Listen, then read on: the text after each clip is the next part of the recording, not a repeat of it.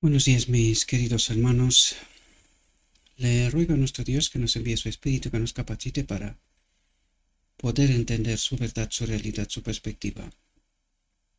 Hoy vamos a tratar un nuevo tema en esa gran serie Israel y la Odisea, tipos y sombras. Y el tema de hoy está titulado Elías el Tisbita, una llamada al arrepentimiento. Para poder entender este asunto, es decir, lo que tratará de decirnos desde hoy y en adelante hasta Carmel, hasta final de lo que ocurre en Carmel, debemos de entender de que Elías, en el marco de la Odisea, es un mensaje. Y este mensaje recorre toda esa etapa desde que Acab se casa con Jezabel hasta que la Odisea se une al ecumenismo. Desde este momento recorre este mensaje a través de varios mensajeros, culminando con Elías en el caso de Israel, con los mensajeros escogidos por Dios en el caso de la Odisea. Estamos hablando de varios, no estamos hablando... Cuando Elías representa un mensaje, no la cantidad de mensajeros, porque mensajeros habrá muchos alrededor del mundo en distintos idiomas, es decir, este mismo mensaje es y será predicado alrededor del mundo, ¿verdad? Es el mismo mensaje, pero en distintos idiomas. Por eso yo elegí, os lo conté hace mucho tiempo, ¿verdad? Que yo decidí, a pesar de ser rumano de origen, ¿verdad? Pasa un poquito como Elías, ¿verdad? Él nació en Israel, pero provenía de una familia que no era de Israel, ¿verdad? Pues yo decidí predicar este mensaje al entenderlo, ¿verdad? Ya que vivo en España, decidí dedicar este mensaje al mundo de habla hispana, ya que en rumano, en el lugar de origen, ya hay este ministerio o ministerios, ¿verdad? Hay varios que dedican este mensaje, y en Estados Unidos también hay alguien que lo predica en rumano, lo hacía con anterioridad en inglés. Honestamente en este momento estoy dudando, no lo sé si lo está haciendo en inglés todavía, pero en otras partes del mundo se está presentando este mensaje. Y en otros idiomas, pues seguramente Dios se ha encargado de escoger sus mensajeros, ¿verdad? Pero lo que necesitamos entender es que Elías, en el marco de la Odisea, es un mensaje. Elías fue escogido por Dios, lo vamos a ver en la reflexión, ¿verdad? De hecho, vamos a tener dos reflexiones, porque no quería alargarme demasiado, ¿verdad? En cada una de ellas. Por lo tanto, a ver, esta es primera parte y hay una segunda parte. Antes de ir a Carmel. Entonces, esto representa un mensaje que recorre desde 1950-60, la etapa de 50-60, ¿verdad? Cuando la Odisea, Israel, o sea, Acab se une en matrimonio con Jezabel, la Odisea se une en matrimonio con el ecumenismo, y hasta el final del tiempo, en realidad, ¿verdad? Y lo vamos a ver porque nos deja migas de pan para que podamos entender estas realidades, ¿verdad? Bien, sin perder más tiempo vamos a entrar en el tema, ¿verdad? Y dice, nos hace una síntesis rápida de la historia de Israel, lo que en realidad hemos tratado de entender, pero solamente en un párrafo, ¿verdad? Una síntesis rápida de dónde venimos, de dónde viene Israel, ¿verdad? Y la Odisea también, ¿verdad? Dice, desde la muerte de Salomón, el mal de la idolatría se había extendido entre los israelitas. Aquí quiero pararme un momento. Ayer hablaba con un muy buen amigo mío y le dije que más que nunca, de hecho este no fue mi mensaje, es decir, el tema de la Trinidad no fue mi mensaje. En el inicio no le había prestado toda la atención que en realidad se merece, ¿verdad? Pero a medida que he avanzado en comprender con vosotros, ¿verdad? Porque estamos estudiando juntos esto. Me gustaría creer que es así y sé que en cuanto a un pequeño grupo que hay cada vez es mayor, me doy cuenta también, tratamos de entender estas realidades, ¿verdad? Yo no me presento ante vosotros como alguna luminaria, sino que lo que Dios me da a entender, os lo presento, ¿verdad? Y también os invito a un estudio profundo, no confiar en lo que digo yo, trato de ser de ayuda, pero necesitamos estudiar por nosotros mismos, es decir, llenarnos de Cristo, llenar la lámpara de aceite, ¿verdad? Por lo tanto, desde la muerte de Salomón, el mal de la idolatría se había extendido entre los israelitas. Dice, la gloria de los primeros años del reinado de Salomón había causado una profunda impresión en el mundo pagano. Lo que viniendo a la Odisea podíamos decir que la primera generación había causado una profunda impresión en el mundo, ¿verdad?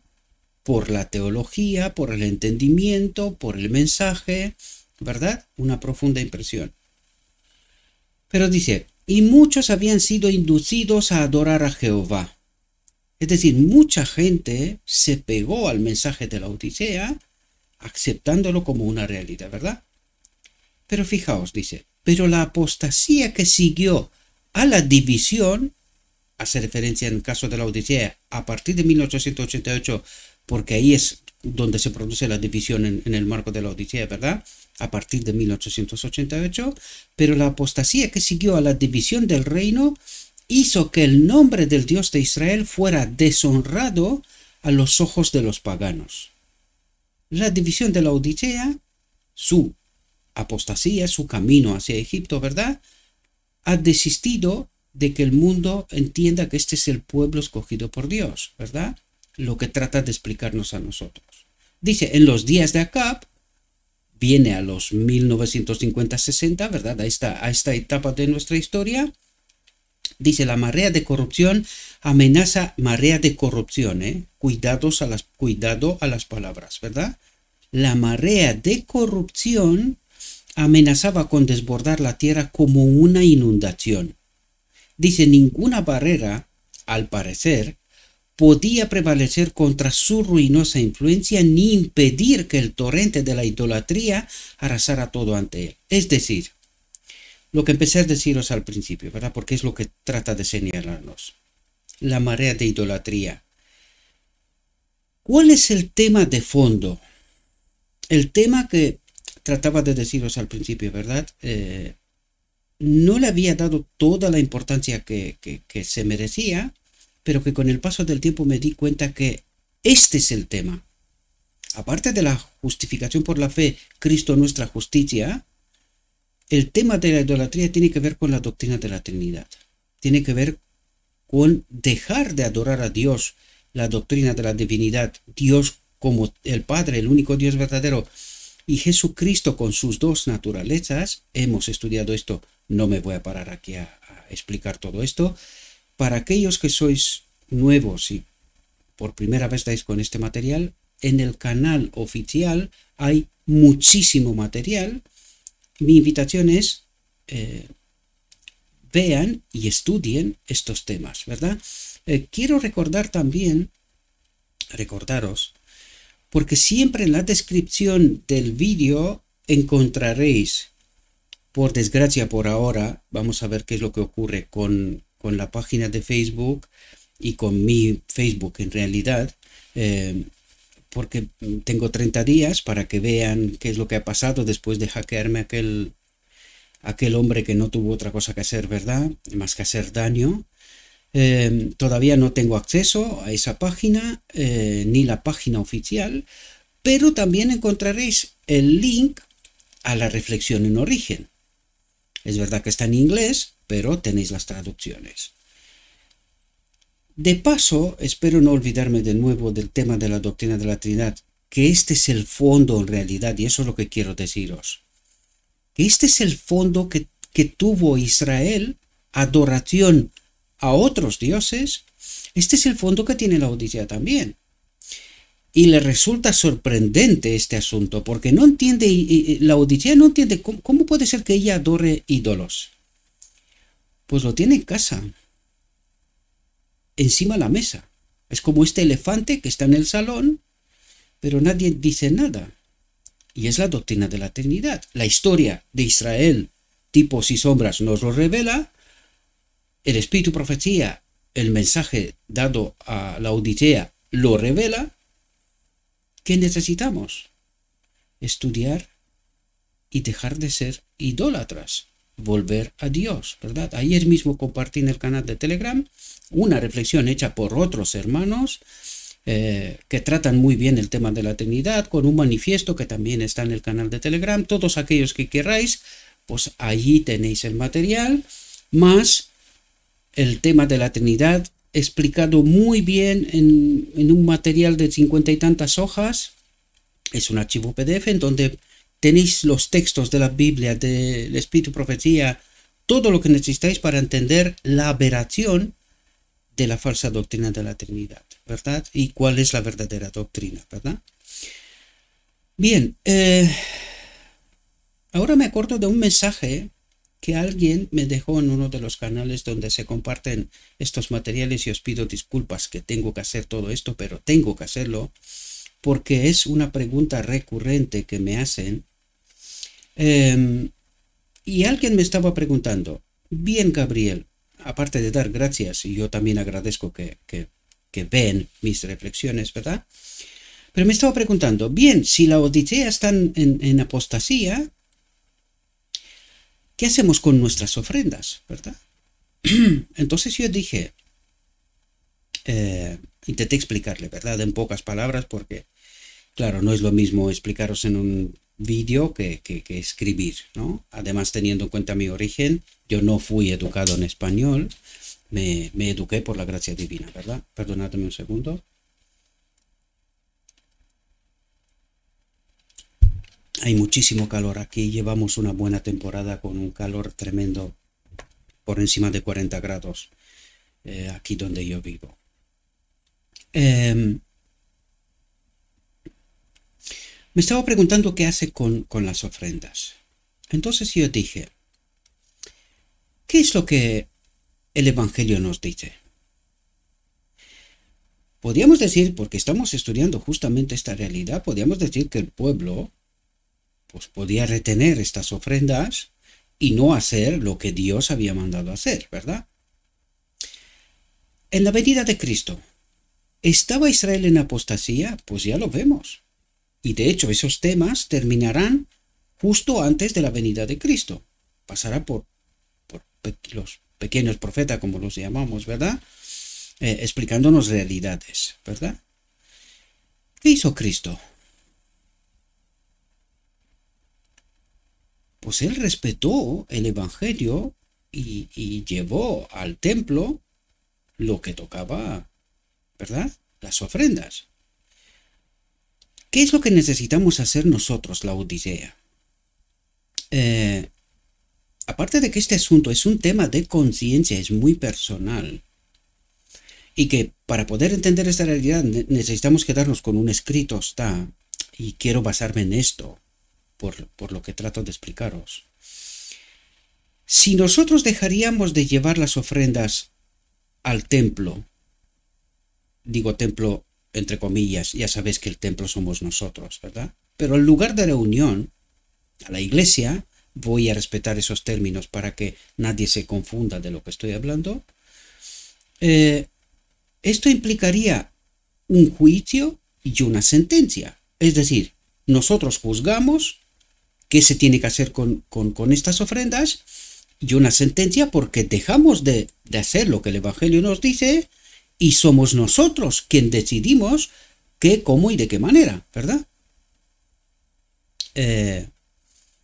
Pues creo que el Evangelio nos dice claramente que el juicio pertenece a Cristo. Entonces, ¿necesita Dios de nuestro dinero o necesita de nuestra fidelidad? Dios necesita de nuestra fidelidad. Fijaos, Elías cambia el rumbo de todo un pueblo, ¿verdad? Aunque sea por un poco de tiempo, ¿verdad? Pero por un poco de tiempo. ¿Necesitó Dios dinero en justo lo que estamos explicando, tratando de entender aquí? No. ¿Qué necesito? Fidelidad, fe. Por lo tanto, ¿qué espera de nosotros? Ser fieles, ¿verdad? Él juzgará a aquellos que han tenido la responsabilidad de hacer la obra de Cristo, ¿verdad? ¿Qué es lo que han hecho? Si se han quedado con un escrito está, o han hecho otras cosas. Podríamos hablar aquí largo y tendido. Yo he explicado y quiero dejarlo bien claro. Yo y mi casa llevamos a la iglesia lo que le corresponde a la iglesia. Otra cosa es que nosotros, porque Dios escoge sus mensajeros y les da su mensaje, ¿verdad? Es Dios el que hace esta cosa. Yo soy uno más entre mis hermanos en la iglesia, por lo tanto, cumplo con mis deberes. Al mismo tiempo que estoy haciendo esta obra, puede ser que para alguien resulte muy raro y muy extraño. Podría ser. Pero yo vivo en España. Entonces aquí tenemos leyes, derechos, obligaciones, responsabilidades. Entonces puede ser que esto para otros países en otras partes del mundo resulte un poco extraño, ¿verdad? Sin embargo, yo me someto a la iglesia siempre y cuando no pisotea a Dios, ¿verdad? Lo escrito está. En lo escrito está, yo hablo abiertamente con mi pastor, con mis ancianos, con mis hermanos, ¿verdad? Estén o no estén de acuerdo, porque una de las cosas que nosotros debemos de entender, que esta iglesia fue levantada para ser una ventana abierta. Y no como Ted Wilson dijo no hace tanto, que no escuchen a otros más que a ellos el relato oficial, ¿verdad? Yo diría cuidado, porque igual con el relato oficial se van a encontrar en este tren rapidito que va hacia la muerte. Lo digo en términos generales, no estoy juzgando a nadie, sino simplemente relatar lo escrito está, ¿verdad? Esta iglesia debería ser una ventana abierta. Toda idea y pensamiento ha de ser sometido a lo escrito está. Si lo escrito está revela que es verdad, toda idea y pensamiento, tenemos que ir creyendo lo escrito está. Ahora, si algo no es conforme con lo escrito está, se tiene que desechar.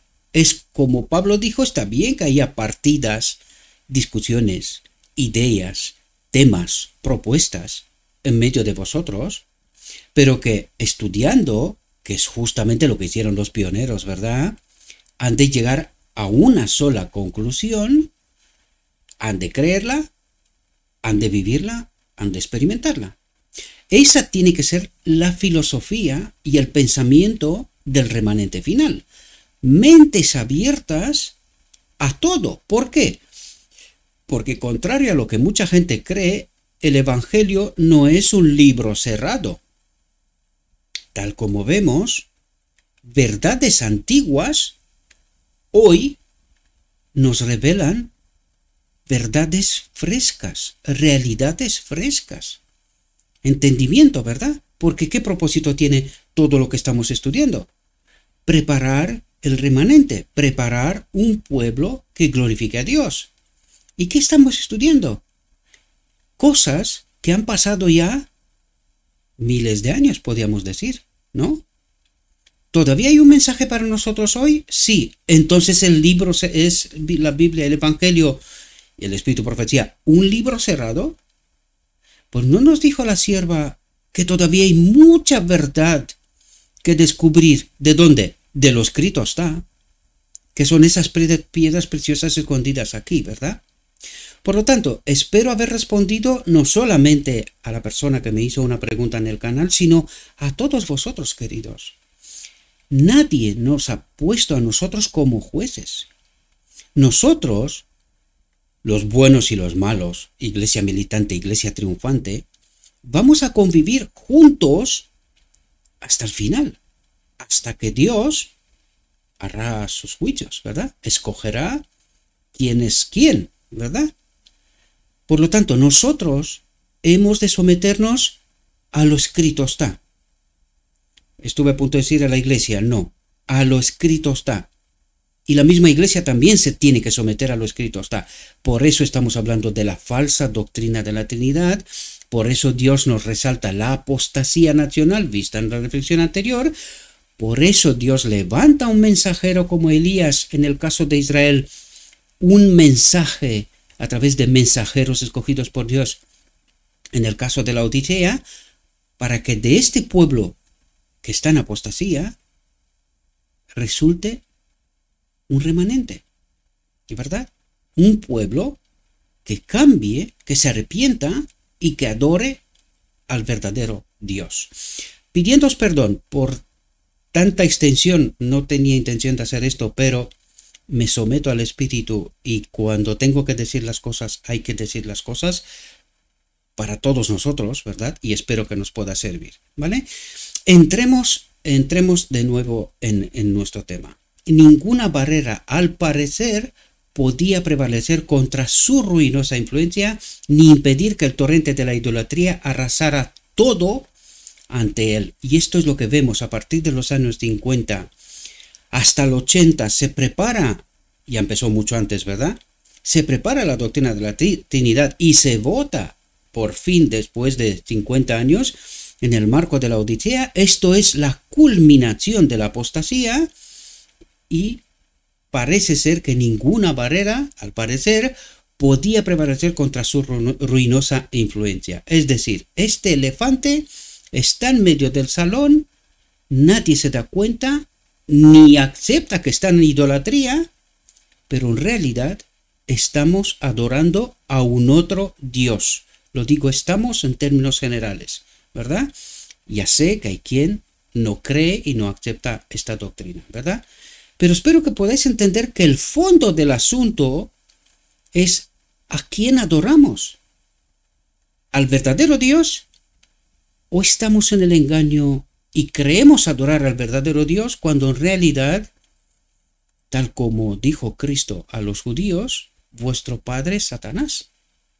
¿Verdad? Y espero que podamos entender justamente lo que Dios trata de decirnos, ¿verdad?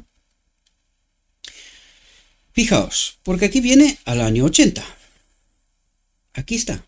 Dice, al adoptar la desvergonzada adoración de Baal y Astoret en la época de Acab, la nación elegida perdió todo derecho al cuidado protector de Jehová. ¿Qué es lo que ha hecho adoptar la doctrina de la Trinidad? Elegir deliberadamente adorar un otro Dios. Al adoptar la desvergonzada adoración de Baal y Astoret en la época de Acab, en la época donde a partir de 50-60 se unen al ecumenismo, en 1980, con confirmación de esta unión, se adopta la doctrina de la Trinidad. A la desvergonzada adoración de Baal y Astoret en la época de Acab, la nación elegida, fijaos cuál es la consecuencia, y ahora deberíamos de entender por qué le pasa a la Odisea todo lo que le está pasando.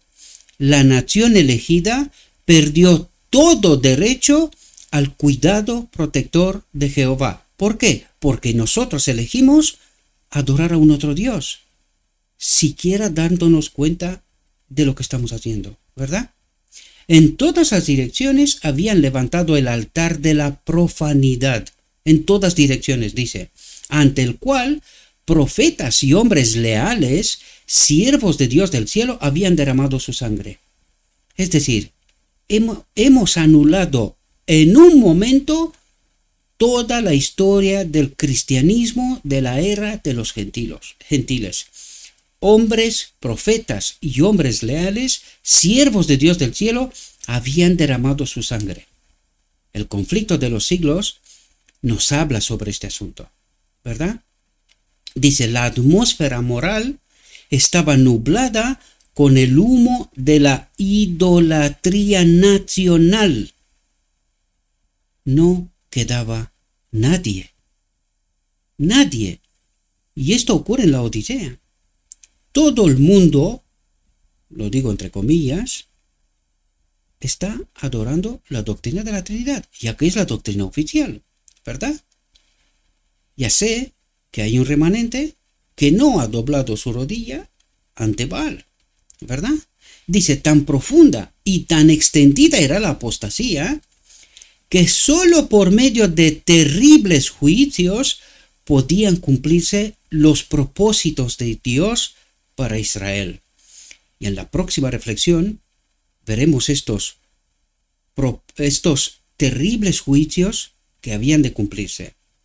Y yo creo que estamos pasando por eso. Media España, por venir traer la cosa aquí, está en llamas. Pero recuerden el año pasado, Australia. Y así, y podíamos seguir, ¿verdad? Pero no quiero convertir esta reflexión. Cada uno donde está se da cuenta, inundaciones y todo lo que está pasando. ¿Qué nos dice? Tan profunda y tan extendida era la apostasía que sólo por medio de terribles juicios podían cumplirse los propósitos de Dios para Israel. ¿Por qué terribles juicios? Porque parece ser que es lo único que puede despertar en nosotros preguntas vitales. ¿Por qué pasa lo que está pasando? Si este es el pueblo elegido de Dios. Y necesitamos contestar a estas preguntas, ¿verdad? ¿Por qué nos pasa esto si Dios en verdad nos acompaña tal como algunos dicen, ¿verdad?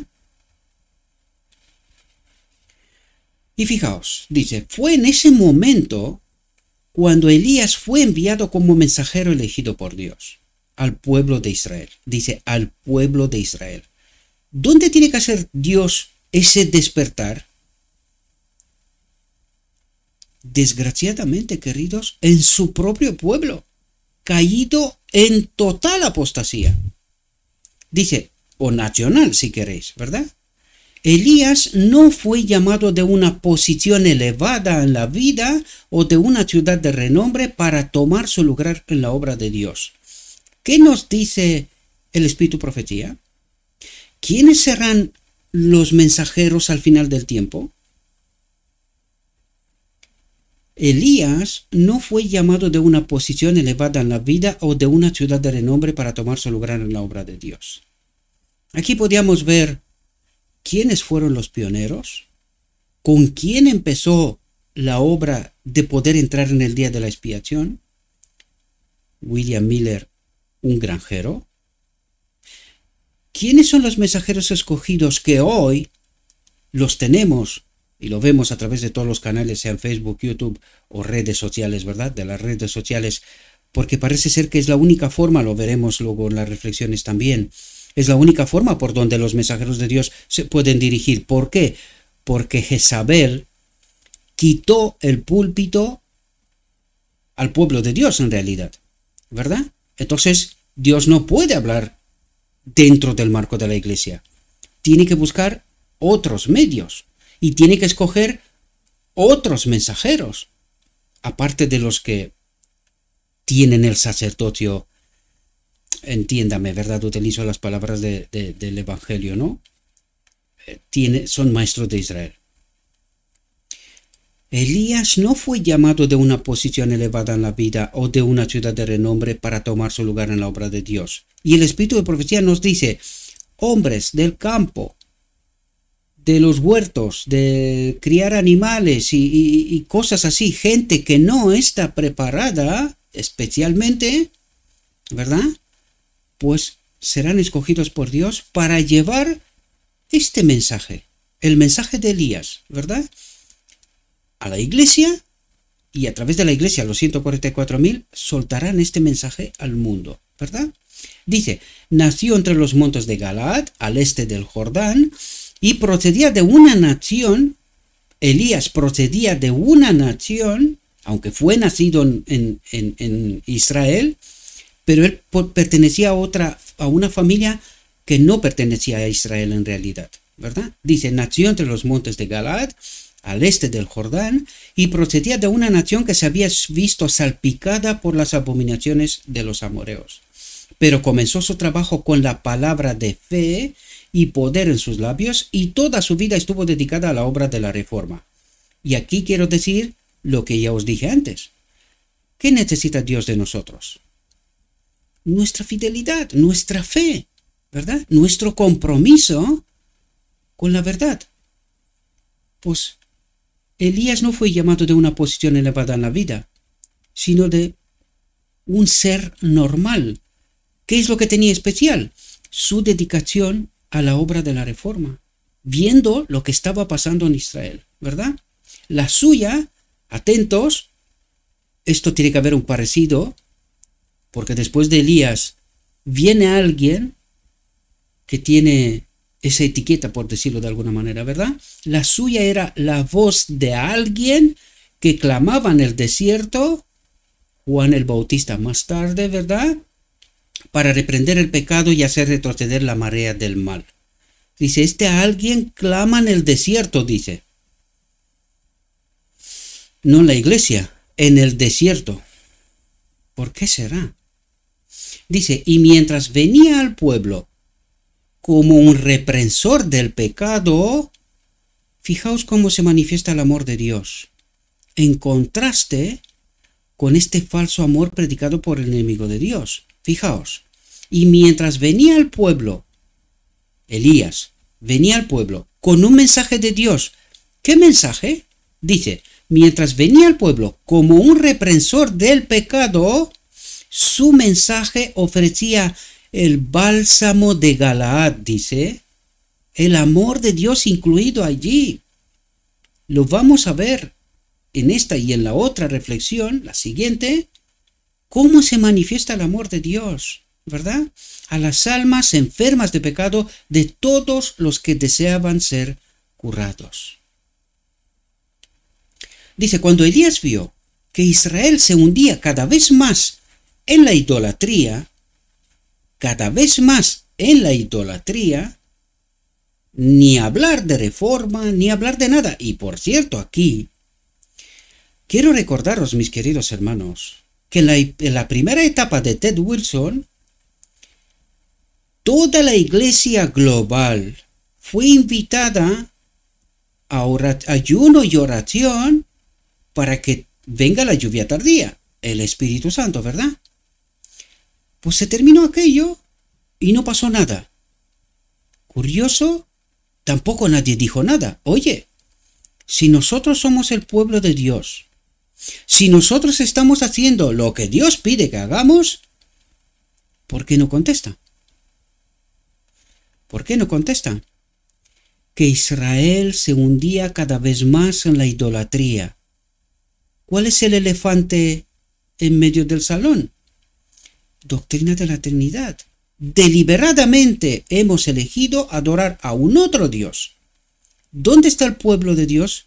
Uno detrás de otro se fue delante del trono del lugar santo. ¿Cuál es su Dios? Espero que veáis en todas esas migas de pan, mis queridos hermanos, Dios nos habla. ¿Por qué no entendemos? ¿Verdad? Porque alguien ha sembrado en nuestras mentes otro mensaje. Nosotros somos el pueblo escogido, un pueblo glorioso, con el cual Dios termina la obra. ¿Así? ¿Eso es lo que nos cuenta el Evangelio? ¿Seguro? Cuando Elías vio que Israel se hundía cada vez más en la idolatría, su alma se angustió y se despertó su indignación. Dios había hecho grandes cosas por su pueblo. Los había liberado de los egipcios y los había llevado a través del Mar Rojo y del desierto a la tierra prometida. Al contemplar el profeta la extendida incredulidad que separaba rápidamente al pueblo elegido de la fuente de su fuerza, separaba al pueblo de Dios, se sintió abrumado por el dolor. Con angustia suplicó a Dios que los detuviera en su mal camino, que hiciera caer sobre ellos, si era necesario, los juicios del cielo, para que fueran conducidos a ver en su verdadera luz su alejamiento del cielo, su alejamiento de Dios. Esto es lo que tiene que ver la Odisea, la verdadera realidad, perspectiva de Dios, y no la que les cuenta unos que están adorando a un otro Dios, ¿verdad?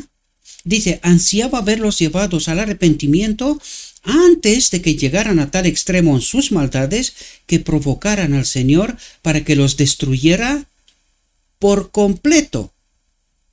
¿Qué pasó con Israel? ¿Os recuerdo el año 70? ¿Qué le pasará a la Odisea?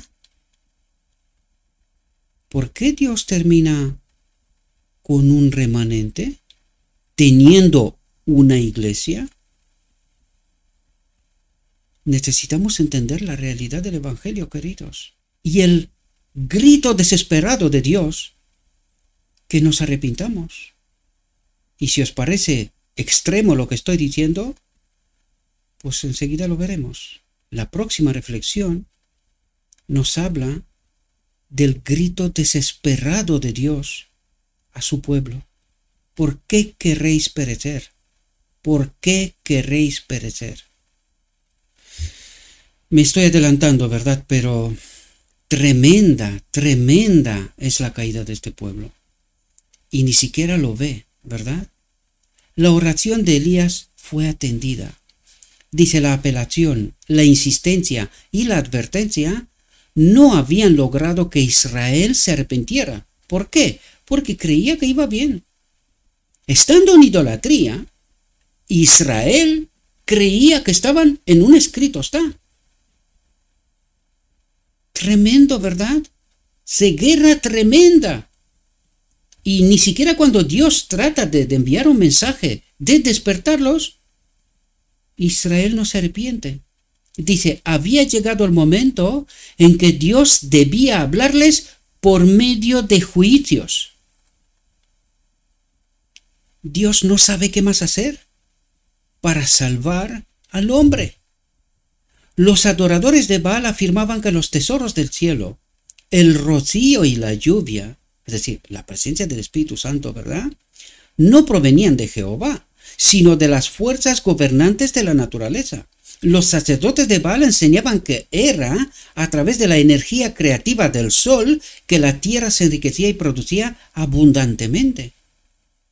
Para mostrar a Israel la insensatez de confiar en el poder de Baal para obtener bendiciones temporales, la maldición de Dios debía caer con fuerza sobre la tierra contaminada. La separación de Dios debía caer con fuerza sobre la tierra contaminada.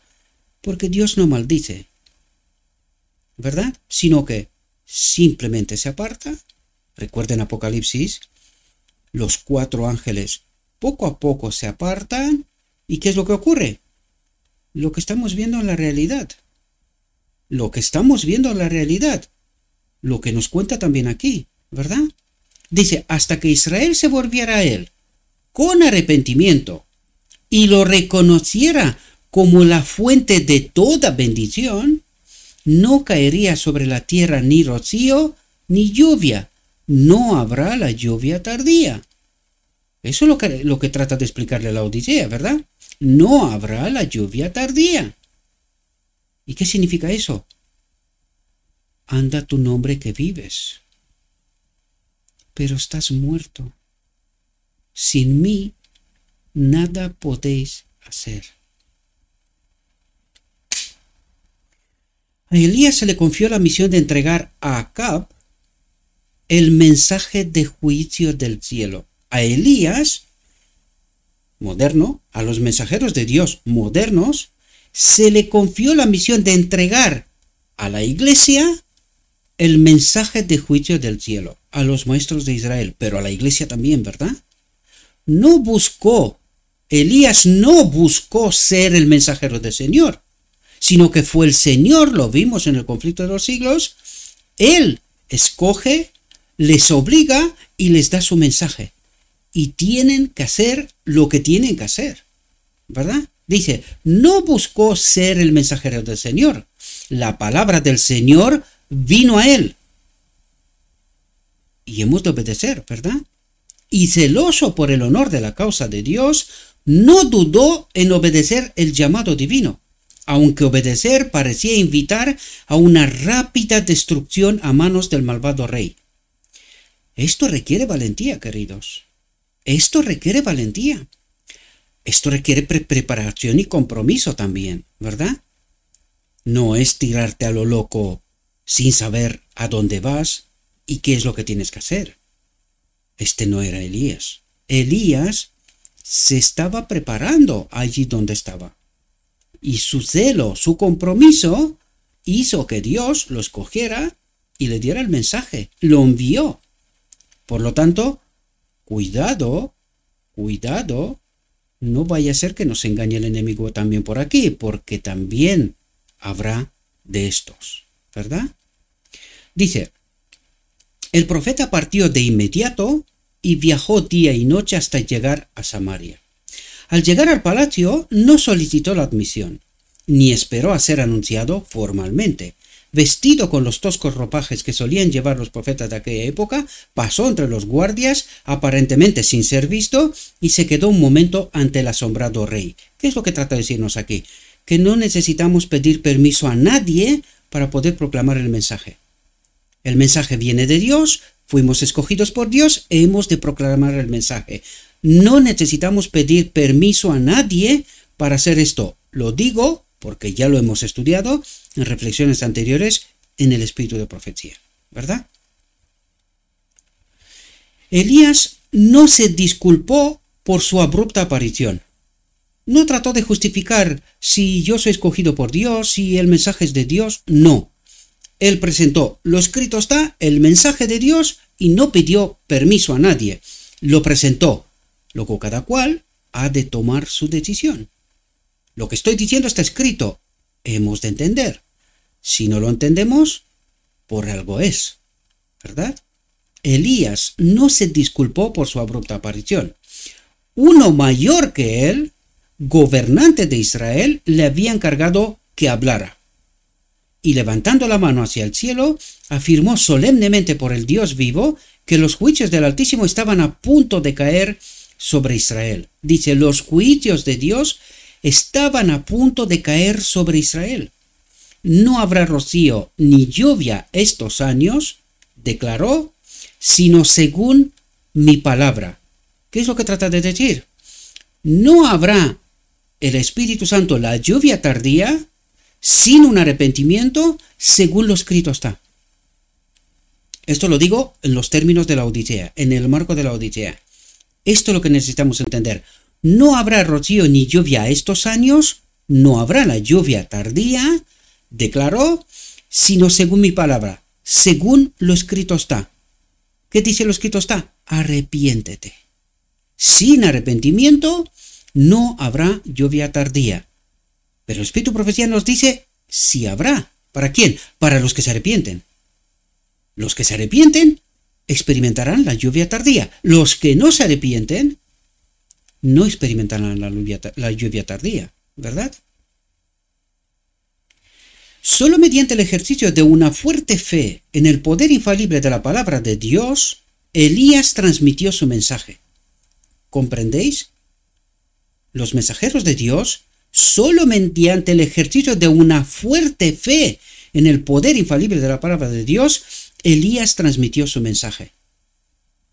Porque esto es bordeando la locura. O crees al pie de la letra lo que Dios dice y lo proclamas, o tienes un problema, ¿verdad? Dice, sin una confianza implícita en aquel a quien servía, nunca se había presentado ante Acab. ¿Por qué? Porque le hubiese temblado las piernas, lo hubiese matado. Pero esta fe lo salvó. En su camino a Samaria había pasado por arroyos siempre fluyentes. Cuando digo esta fe lo salvó, es decir, basándose en esta fe en la palabra de Dios, recibió protección. Recuerden que nosotros elegimos, si elegimos confiar plenamente en Dios, recibiremos poder. A esto me refiero. Esta fe trae consigo poder, la protección de Dios. Por eso Acab no lo mató. Y eso es lo que nos trata de explicar a continuación, ¿verdad? Dice, en su camino a Samaria había pasado por arroyos siempre fluyentes, colinas cubiertas de verdor y bosques majestuosos que parecían estar fuera del alcance de la sequía. Todo lo que el ojo se detenía estaba revestido de belleza. Y claro, uno ahí debería de preguntarse, ¿será verdad? ¿Será todo esto seco? ¿Cumplirá Dios su palabra? ¿O estoy loco? Dice, Elías podría haberse preguntado cómo podían secarse los arroyos que nunca habían dejado de fluir, o cómo las colinas y los valles podían quemarse por la sequía. Pero no dio lugar a la incredulidad, queridos. No dio paso a la voz de la duda, del maligno, ¿verdad? Dice, creía plenamente que Dios humillaría al apóstata Israel. Humillaría al apóstata Israel, es decir, lo haría arrepentirse.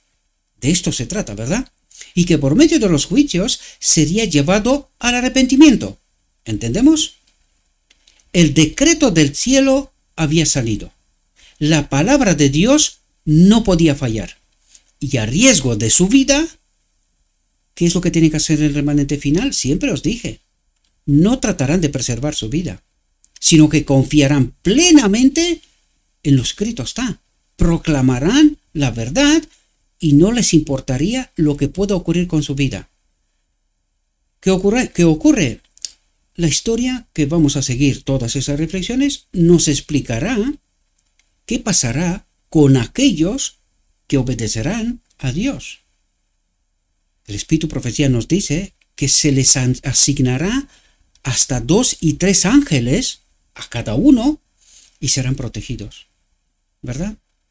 Me adelanto porque necesitamos entender esto, pero lo hemos estudiado, simplemente trato de recordaros, ¿verdad? Dice, la palabra de Dios no podía fallar y a riesgo de su vida, Elías cumplió sin temor su comisión. Dice, como un rayo caído de un cielo despejado, el mensaje del juicio inminente, tan inesperado, tan terrible, cayó en los oídos del malvado rey. Se quedó paralizado por lo repentino del mensaje. Antes de que pudiera recuperarse de su asombro o formular una respuesta, Elías desapareció, llevándose consigo la llave del cielo. Aquí hay tipos y sombras, ¿verdad?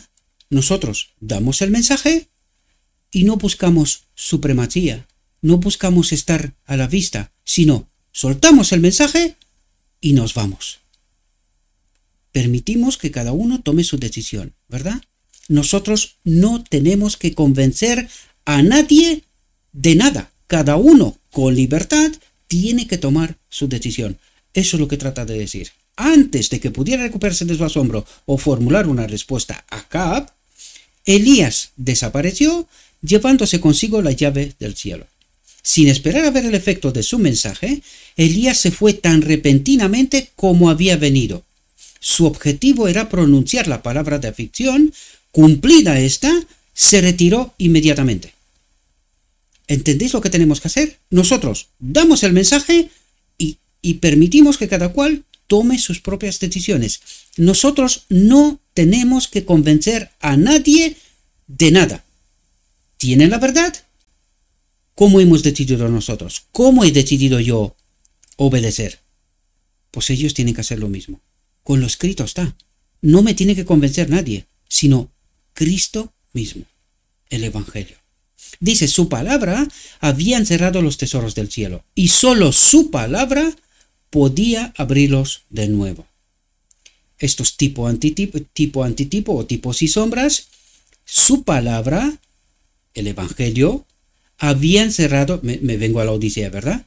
Había encerrado los tesoros del cielo.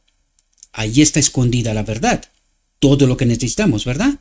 Y solo su palabra podía abrirlos de nuevo. Es decir, solo sometiéndonos a un escrito está, puede abrir los tesoros del cielo. Eso es lo que trata de explicarnos, ¿verdad? Nos puede llevar a la lluvia tardía, ¿verdad? Dice, apenas Elías se alejó de la presencia de Acab, le llegó la palabra del Señor diciendo, Vete de aquí y vuélvete hacia el oriente y escóndete junto al arroyo de Kerit, que está frente al Jordán, y será que beberás del arroyo, y yo he mandado a los cuervos que te den de comer. ¿Qué pasará con aquellos que se someten a Cristo? Protección, queridos. Estarán protegidos. Por lo tanto, digo yo, ¿por qué tenemos miedo a reclamar la verdad? Ayer escuché en la reflexión de maestros de Israel que no están de acuerdo con la doctrina de la Trinidad, sin embargo, se quedan callados con la esperanza que en algún momento, pues claro, saben que al declarar abiertamente que no confían, no creen en la doctrina de la Trinidad, pues perderán su sueldo, perderán su posición y todo lo demás, ¿verdad? Claro, lo que no se dan cuenta es que permanecer en esa posición, aun sabiendo la verdad, pero no proclamarla, es igual a perdición. Es decir, necesitamos dar el paso adelante y confiar en Cristo. El pan y el agua no te faltarán si crees en Cristo. Ahora, si el sueldo, la posición y cualquier otra cosa es más fuerte que esa fe en Cristo, que es nuestra justicia, pues igual nos vamos a llevar una sorpresa, queridos. Por lo tanto, igual que Elías, no apreciar nuestras vidas, hemos de dar el paso, proclamar la verdad y ser salvos. Porque de otro modo, que Dios nos tenga en su misericordia, ¿verdad? Dice, Acab no se dio cuenta de que el profeta había abandonado su presencia. ¿Y quién obró? ¿Quién lo dejó perplejo? Dios. Dios lo dejó perplejo para que no le haga daño a Elías, porque lo hubiese matado, sin discusión alguna, ¿verdad? ¿Por qué? Lo vamos a ver. En la próxima lo veremos, ¿verdad? Y el profeta había abandonado su presencia sin ser reprendido hasta que el hombre de Dios se fue más allá del recuerdo. O sea, tan lejos que no podía ser alcanzado, ¿verdad? Dice, preguntó con diligencias por Elías, pero el profeta no aparecía. Cuando Acab comunicó a Jezabel el mensaje de Elías, ésta se enfadó mucho. Cuando la Odisea se consulta con el ecumenismo, este se enfada mucho, ¿verdad? Y no perdió tiempo en consultar con los sacerdotes de Baal que se unieron a ella para maldecir al profeta de Jehová y desafiar la ira del cielo. Las noticias de la denuncia de Elías, de los pecados de Israel y su profecía de un castigo rápido se extendieron por toda la tierra, despertando el temor de algunos. Eso es lo que está pasando en la Odisea, ¿verdad? Algunos tomarán en cuenta el mensaje de Dios y el desprecio y la burla de muchos, dice, de la mayoría. Y eso queda por ver en las próximas reflexiones. Espero, mis queridos hermanos, que podáis ver que Dios habla. ¿Qué nos falta? Discernimiento, entendimiento. ¿Y cómo tenemos discernimiento y entendimiento? Por la presencia del Espíritu. Por lo tanto, ¿qué necesitamos? Estar en el camino de Emaús, para que Cristo mismo nos explique el Evangelio. Eso es lo que necesitamos. Quedarnos aún escrito está a pesar de. Diga lo que diga y quien diga. ¿Verdad? Espero, mis queridos hermanos, que esta reflexión os pueda ayudar. Como siempre, os invito a un estudio personal. No necesitáis creerme a mí. Yo trato de ayudar, ¿verdad? Y espero que podáis ver lo que yo veo, ¿verdad? Y mucho más. Seguramente se me escapan cosas, porque recuerden que vamos a estudiar el Evangelio durante la eternidad. Por lo tanto, hay piedras preciosas que están allí, que falta entenderlas, ¿verdad? Por eso os invito a un estudio personal, porque yo quiero ver también vuestras reflexiones, cuál es el enfoque que vosotros recibís a través de este estudio personal, ¿verdad? Y yo también quiero participar de vuestro entendimiento, de vuestro discernimiento, ¿verdad? Os deseo, mis queridos hermanos, bueno, le ruego a nuestro Dios que nos envíe su Espíritu, que nos capacite, que podamos entender su verdad, su realidad, sus perspectivas sobre todas las cosas. Entendiendo esto, tomemos nuestras decisiones, ¿verdad? Os deseo que tengáis un próspero día y en todo lo que os he dicho, os lo he dicho en nombre de Cristo Jesús.